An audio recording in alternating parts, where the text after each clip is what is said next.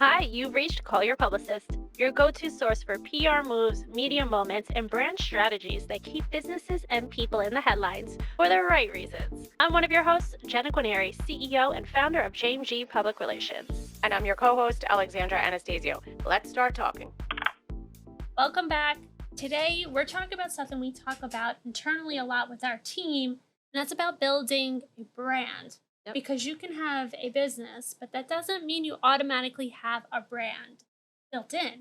Right? So you have to do extra work to build out your brand identity, and you have to be very intentional over a long term to create that identity. We did an episode about this on how they differentiate. Mm-hmm. But it's interesting because we're always talking about the brands we love, but we rarely stop to talk about why we love them, right? We'll say, oh, we love this or we love that, but we never go deeper into why we love them.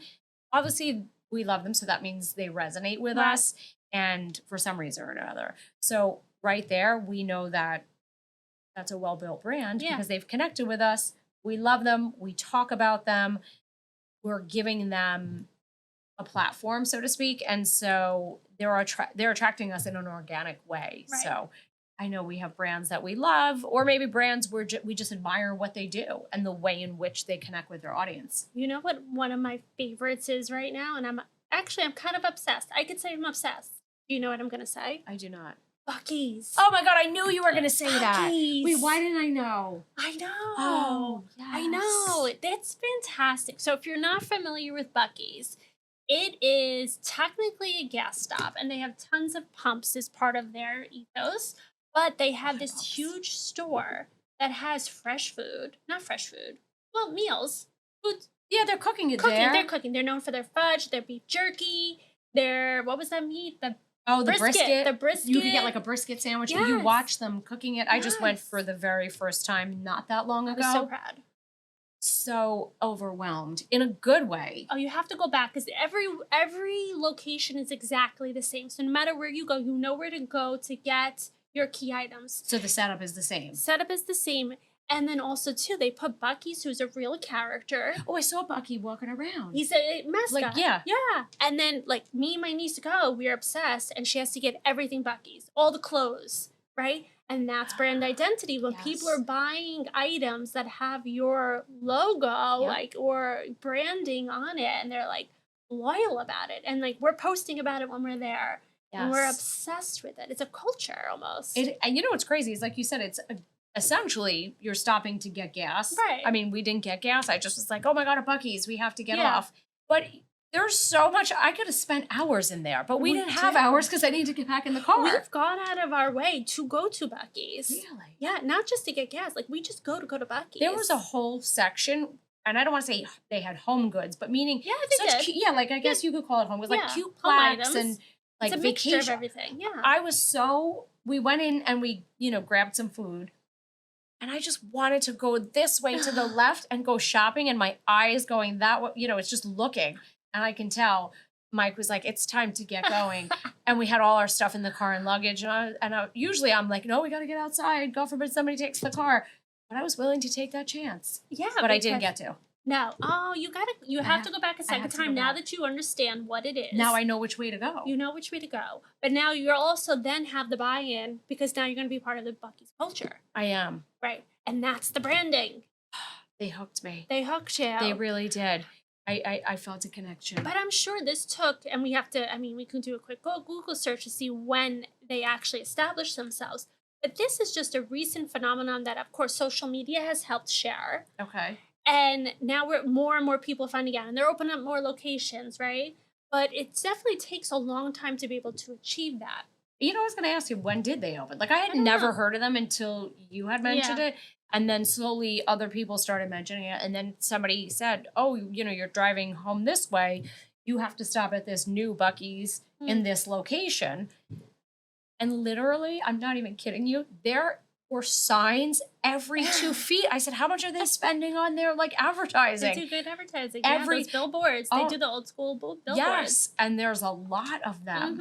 It's like, you're 4 miles away, 3 miles. I'm like, 20 okay. miles away. I'm in. I'm driving the 20 miles. Yeah. Because I am part of their culture. Yes. Happy to admit that. And I Love was it. writing down in my notes where I stopped and found them, because I do take notes on my travels. Makes sense. So- Now you'll go back. I do. Do you have a brand like that?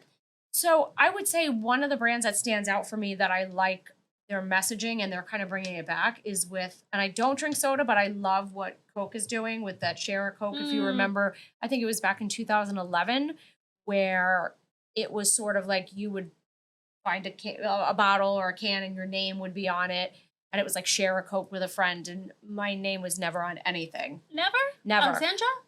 Never. Really? Never could I find anything. But I think that's changed recently, obviously, because my name is becoming more popular. And not that long ago, a friend of mine had been in a store and she saw one and she snapped a picture. And I was like, oh my God, my name is on something. I was so excited. Nice. But they're, they've made that timely comeback. And it's, for Gen Z seeks that authenticity in this digital world that we live in. So it's more about, you find this bottle or Coke, can with, say, a friend's name or somebody and it's like sharing that. So it's like sharing that experience. And I just like that whole, I love that it's resurfaced, right? Like, so it's back in, I think it was 2011 when they first created it.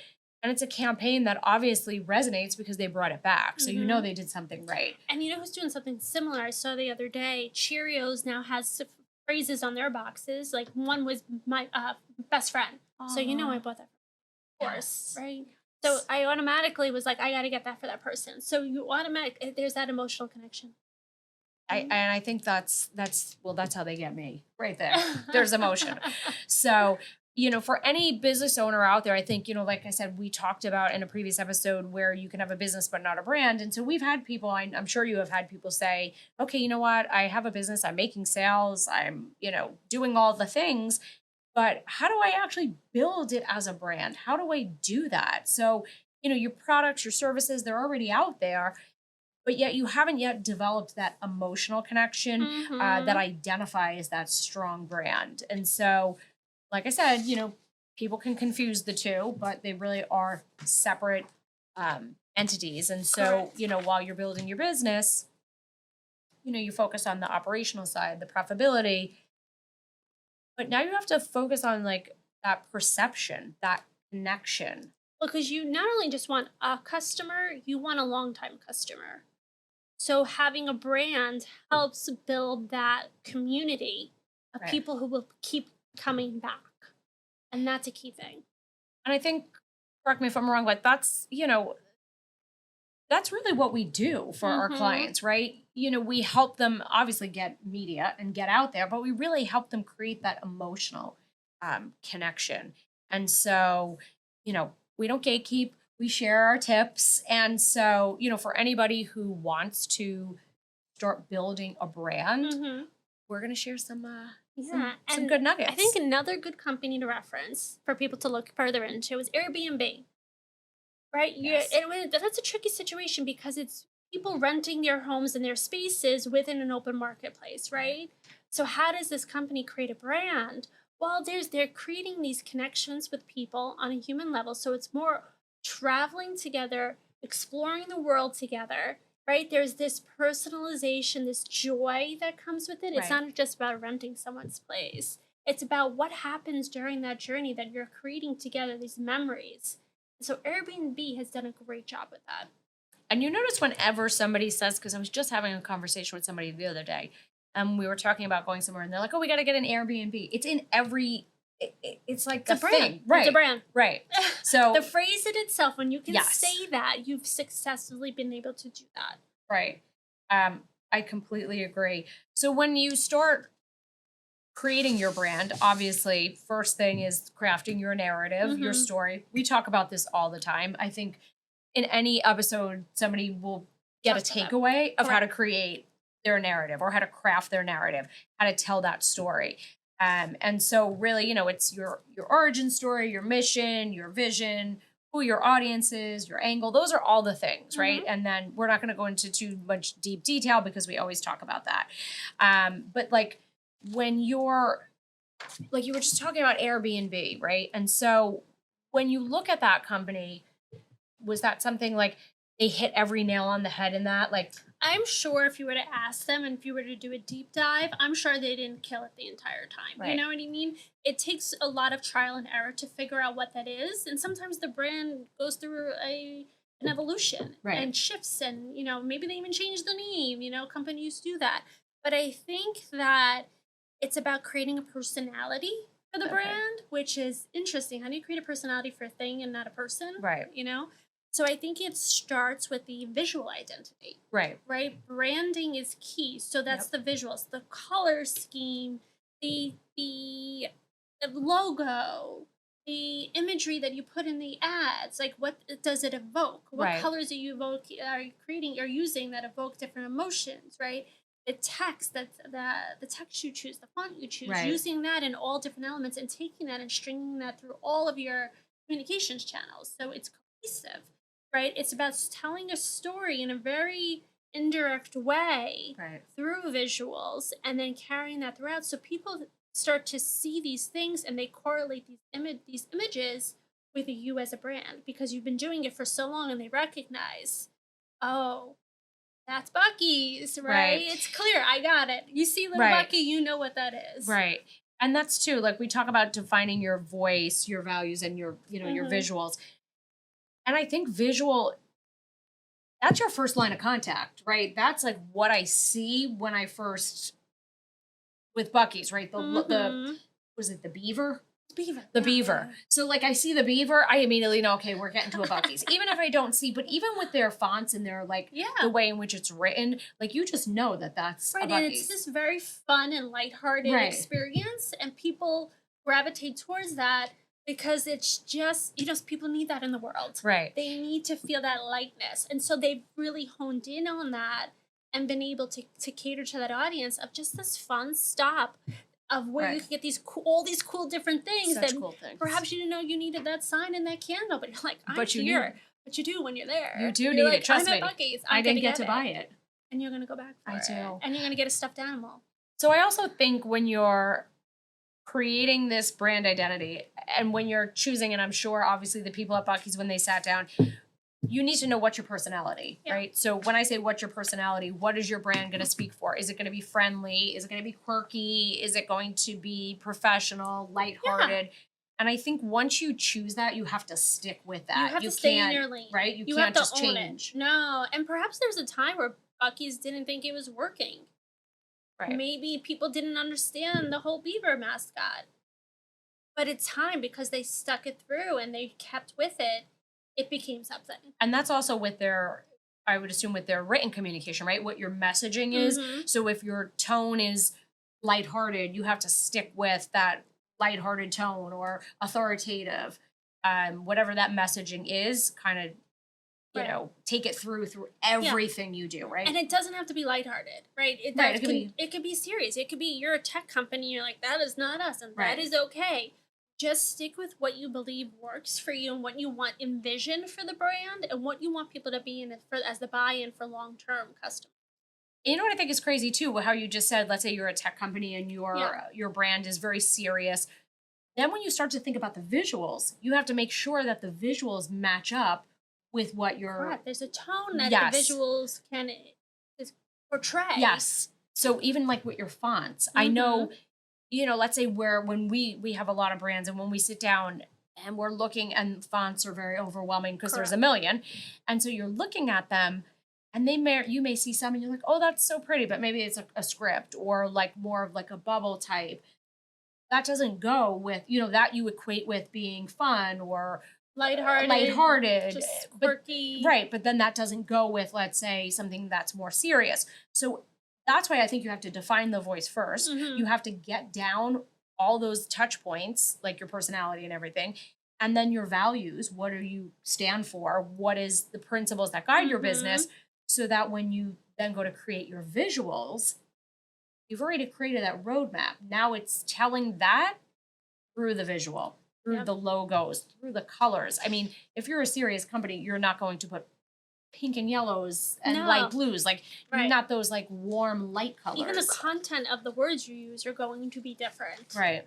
So that's even similar for us. Like we have so many different brands and they each have a different target audience. Right. Right. So we have our main newsletter, which goes out to a ton of startup companies. We have so many subscribers to that. But then we have Off the Clock, which is a merchandise line.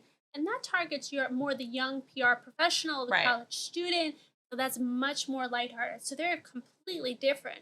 But if we were to pair them all together, all of our brands, right, they're all under the JMG umbrella, and they all still stand for the same things that our values are for JMG, right? There's a cohesiveness that's delicately done and intertwined in their own way. Right. It's that interconnection. Yeah. Like the puzzle. How do we, like, here's your main company, JMG, and here's the brands around it. How do they all fit together to represent the overall definition, mission of the company, right? Because you can have, correct me if I'm wrong, you can have your company and then you can have smaller brands that kind of come out from it. That happens naturally. Like you may have several companies within one master one, but if they are so different and you don't even try to pull them together, they're never going to be within the same community, same audience, right? You might want to keep it intentionally completely separate, which is fine. Right. But there is a way to organically pull them together if they're relatable. And then I would think that everything has to align, right? So when someone's sitting down and they're like, okay, I have to define who we are and I want to translate that, just make sure everything is cohesive from start to finish. And with being interconnected, you then want to stay consistent across all of your platforms. Okay. So if you're portraying one visual on your website, you want to have that same look and feel on your Instagram page and on your LinkedIn page, right? But LinkedIn is more B2B usually, so it might have a different feel, but it's still consistent. And that makes sense because if you're all over the map with, I mean, you're not going to create visuals for one platform, different visuals for another platform. You have to be committed to, this is what my logo looks like, this is what my typography looks like, and that's my fonts. Any color scheme, you're not going to start off with a dark blue and then go to a light blue. Like once you're committed, you're in it for until you do, unless you do a rebrand, that's a different story. But when you're starting out and you're creating and establishing your brand, you really want to be committed to what you choose. Like you have to feel good about that. Otherwise, if you can't feel like committed to it and you feel a little unsure, I feel like your customers or your audience won't feel connected. Yeah. So consistency matters. For sure. And I think we do a good job with that, especially at JMG. When we first had the first brand of just JMG, right? All of our employees get these really beautiful pieces of swag.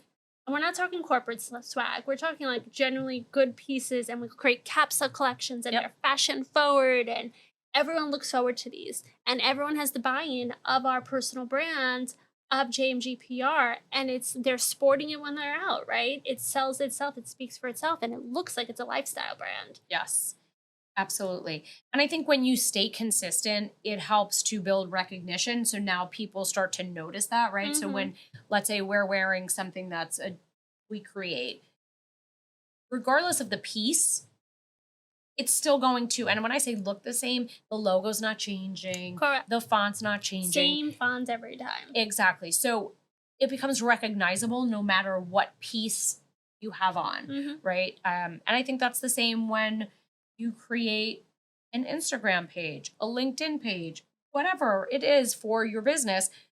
People will automatically recognize it. Like with the Buc-ee's, I'm automatically going to recognize the font. I'm just going to recognize it. Even if I don't see the name, but I see the mascot, I'm going to say, oh, I'm definitely going to be pulling up to a Buc-ee soon. I'm seeing this visual. So I think it helps that. I think too, when you, correct me if I'm wrong, when you stay consistent, you're creating that trust, that credibility that you're reliable. You're not, I don't want to say flighty, but you're not changing your mind. No, people know when they come to you, they can expect this every single time. And that helps build trust because they know you're never going to disappoint them. I know when I go into Buc-ee's, I know wherever I go, whatever corner I turn, I will not be disappointed because that is exactly where it is every single time. So it's that customer experience. So when you're creating that brand, focus on your customer and think about the experience that you're giving them and what are they going to walk away. Because again, if your customer is confused, it's just not going to work. I just feel like if the customer's confused or your audience is confused, they're not going to come back to you.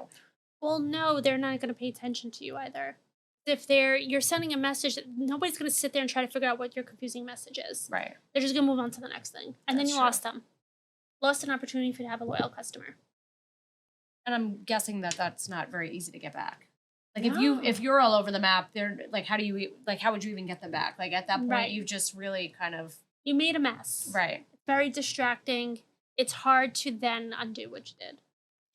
So I think some of the takeaways from what we're talking about, for maintaining consistency, just so you don't lose your customers or you don't lose your audience, is to, create that style guide.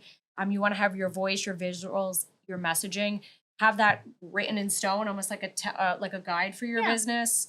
Templates, have SOPs. I know. Yeah, we love SOPs here. Everything is so simplified when you could put things down and share that with people who might be new, and then they're on board. They're like, okay, got it. Yep.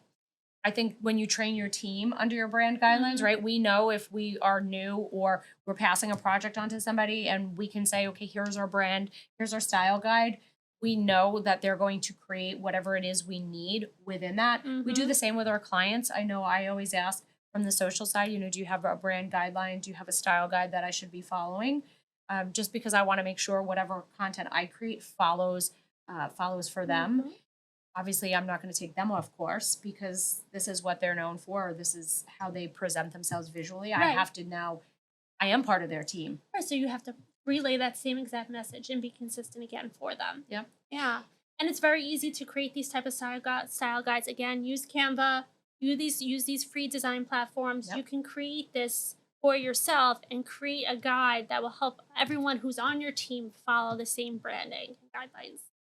And I think too, and I'm sure you do this with JMG, but regularly audit your online presence, right? Make sure you are consistent across all your platforms because even though you think you are, sometimes you might not realize that your website has this, but then your LinkedIn has this or something's missing. So do like regular audits. Well, it's like what I say. It should be this beautifully orchestrated system where everything flows into each other nicely and it's very organic and it just seems seamless. I love talking about this stuff. I do. It's a lot of fun, and I love that we get to help other people figure out these nuances and to have the conversations about it. Yeah. I mean, we always talk about being mentors, and so I think this is a good way to mentor people who need those little tips and tricks and stuff. So Absolutely. So if there's any PR-related topic that we haven't discussed yet and you want us to talk about it, comment below, subscribe, share this with your friends. we're here to help. We're here to help. And then until next time, thank you, everyone. Thank you.